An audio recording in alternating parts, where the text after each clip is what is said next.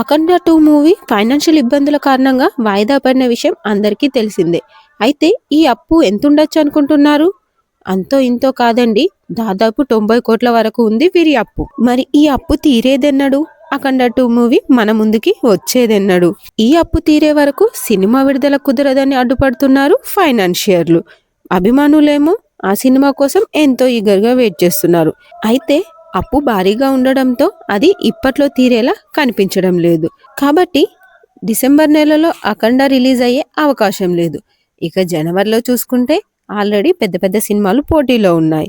So maybe అఖండ movie సమ్మర్కి postpone అయ్యే అవకాశం ఉంది.